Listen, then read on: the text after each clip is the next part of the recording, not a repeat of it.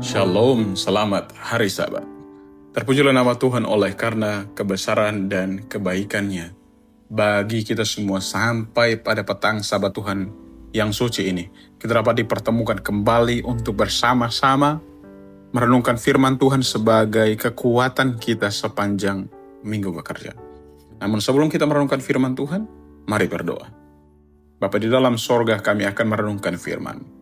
Tolonglah kami, biarlah melalui perenungan firman ini, kami dapat dimampukan untuk benar-benar berdiri pada jalan yang tepat dan tetap menyembah Tuhan sebagai Allah yang kami sembah, Allah yang Maha Kuasa. Dengar dan jawab doa kami Bapa, kami berdoa dalam nama Tuhan Yesus. Amin. Firman Tuhan pada petang Sabat Tuhan yang suci ini terdapat dalam kitab Kejadian pasal 3 ayat 1. Firman Tuhan berkata, "Adapun ular ialah yang paling cerdik dari segala binatang di darat yang dijadikan oleh Tuhan Allah. Ular itu berkata kepada perempuan itu, tentulah Allah berfirman, semua pohon dalam taman ini jangan kamu makan buahnya, bukan?" Dari teks ini, kita mendapatkan dua informasi penting dari ayat ini.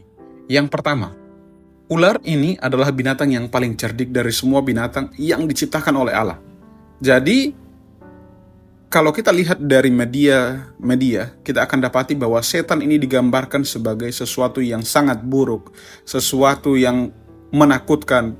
Dan ketika media itu menggambarkan ini, maka pembelajaran yang utama kita dapat tarik dari bagian yang pertama, bahwa ketika setan digambarkan sebagai bertanduk jelek, pocong, ataupun segala sesuatu, kita terjebak dan bahkan ketika kehadirannya itu berbeda, maka hal ini menarik kita sehingga kita tidak dapat mengidentifikasi siapa setan sebenarnya. Dan ketika hal itu menarik, membuat kita lebih suka dengan hal itu, sehingga kita lebih banyak menghabiskan waktu dengan setan dibandingkan banyak menghabiskan waktu untuk mencari Tuhan. Poin yang kedua, setan menyatakan bahwa firman Allah adalah sesuatu yang keliru. Ketika Hawa benar-benar percaya diri, setan mulai membuat dia bahwa kebenaran yang sesungguhnya itu ada pada setan. Dalam hal ini, tadinya ketika Hawa percaya diri bahwa dia akan baik-baik saja. Namun mulai saat itu, setan mencoba untuk membuat Hawa meragukan Allah dengan firman-Nya. Pembelajaran penting yang dari pernyataan kedua, bahwa jika kita tidak belajar Alkitab dan terus berjalan dengan Allah, jadi kedua hal ini, ketika kita tidak belajar Alkitab, kita tidak terus berjalan dengan Allah, maka dengan sangat mudah kita akan meragukan Allah. Dan kita juga akan sangat mudah meninggalkan firman Allah dan mengikuti kepalsuan dan kesalahan. Jadi ada banyak propaganda di luar sana yang menamakan diri sebagai pakar, orang yang paling benar. Gereja kita saat ini dipimpin oleh orang-orang yang tidak baik, kecuali mereka ingat bahwa ribuan tahun setan menggunakan cara yang sama. Apa yang harus kita lakukan? Mari kita belajar Alkitab. Dengan terang roh nubuat dan kerendahan hati, mau diajar oleh roh, maka kita akan menang.